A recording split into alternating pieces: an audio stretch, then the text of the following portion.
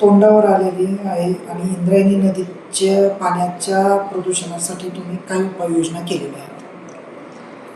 आता आपल्याकडे 8 जुलैला श्री संत ज्ञानेश्वर महाराज यांच्या पालखीचं प्रस्थान आहे. तर या विषयासंदर्भात आळंदी नगर परिषदच्या वतीने मागील 6 महिन्यापासून आम्ही प्रयत्न करतोय की इंद्रायणी नदी स्वच्छ झाली पाहिजे.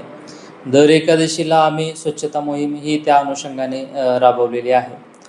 परंतु आळंदीमध्ये प्रवेश करण्यापूर्वीच इंद्रायणी नदी प्रदूषित झाल्याचं आपणाला दिसतं.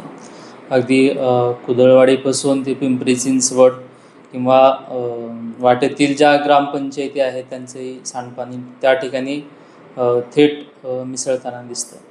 तर या अनुषंगाने मला एवढं सांगायचं आहे की ज्यावेळेस नदी आळंदीमध्ये प्रवेश करते तर आळंदी नगर परिषद हद्दीमध्ये आमचं STP आहे. 2 MLD पाणी आम्ही त्याच्यावरती ट्रीटमेंट करतो. नवीन 4 MLD प्रकल्पाचं त्या ठिकाणी काम चालू आहे.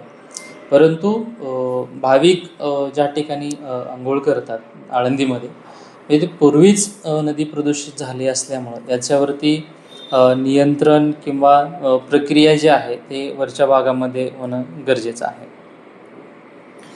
फक्त वारकऱ्यांनी तोंडात पाणी घ्यायचं, या पाण्यात उतरायचं की नाही, याची काय तुम्ही हे उपाययोजना केलेली आहे का? आता यामध्ये जर पुरेसा पाऊस नाही पडला तर माननीय जिल्हाधिकारी साहेबांनी सूचना दिलेत. पाटबंधारे विभागामार्फत 4 तारखेपर्यंत शुद्ध पाणी हे नदीमध्ये सोडलं जाणार आहे.